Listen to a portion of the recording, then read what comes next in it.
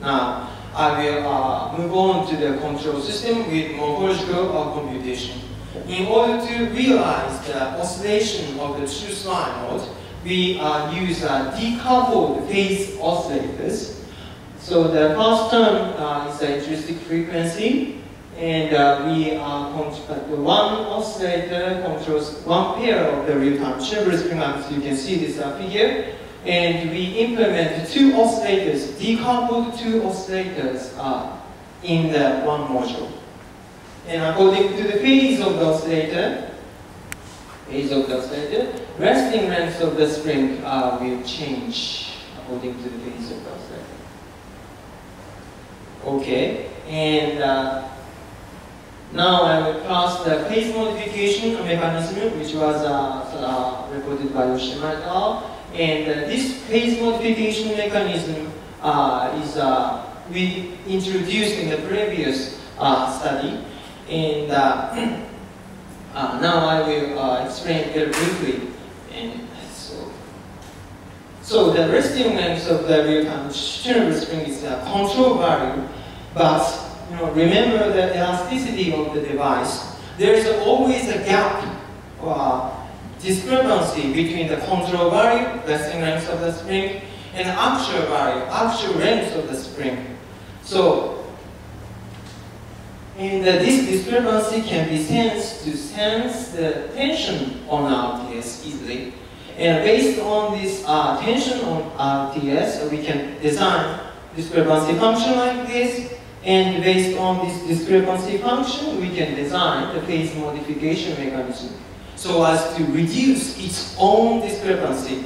And please note that this information and value is a locally available value. So it's a fully decentralized control system.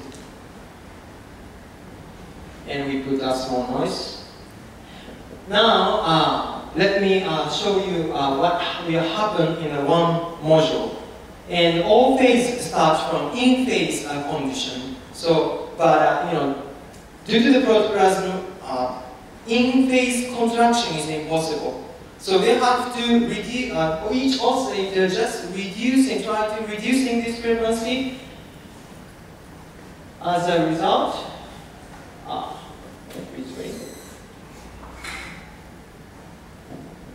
anti-phase oscillation inside the module can be generated.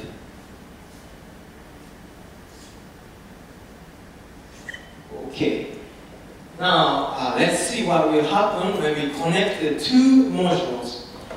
In case one, small tube, it means the fluid conductance is small, and a large tube. Let's see when the fluid conductance is small. In this case, it is very difficult to push the protoplasm from one module to the other module. So the only option is to try to reduce the discrepancy is like one module. Try to reduce the discrepancy inside the module.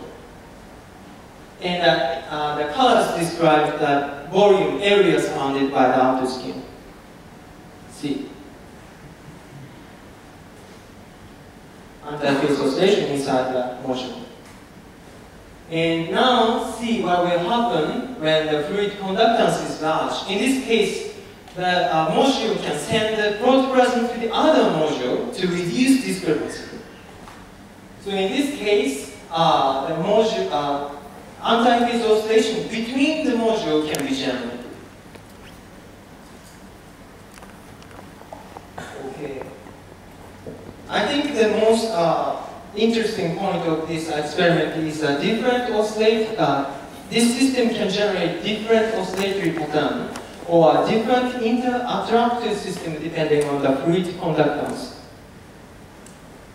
Now let's see what will happen when we connect the three modules. So in this case, it's very similar to the Takamatsu experiment. So this is the result. We observe the versatile oscillatory patterns. The plot horizontal axis is the time, and vertical axis is the volume area surrounded by the outer skin. And in this case, rotation mode, you can see that that part moves rotationally. And we also observe the partial in-phase mode, as you can see this. Top module is anti-phase compared to the bottom ones, and the bottom one is an in-phase condition.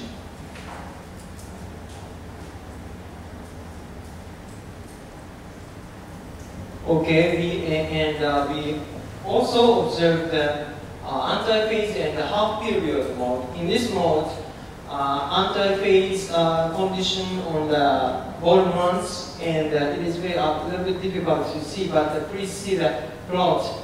The top module's oscillation is a half period.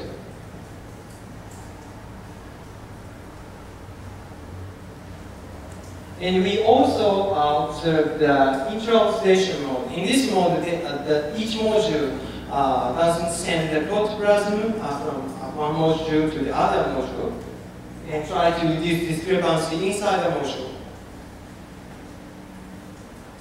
And more interestingly, we observe the transition between the versatile oscillation mode. Vertical axis is the time, and horizontal axis is the area surrounded by the outer skin. And first, the system generates a rotation mode, and then the partial in-phase mode, and after that, anti-phase and half-period mode, and intra-oscillation mode, and blah, blah, blah. So, so this is simulation results.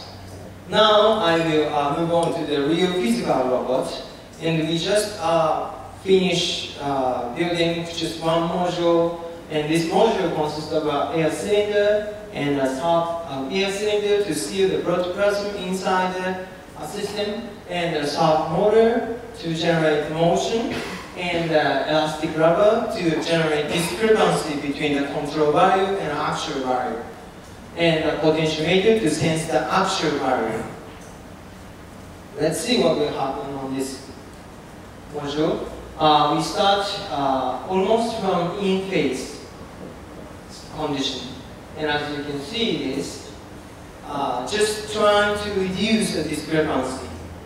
But one module can generate anti-phase oscillation inside the module.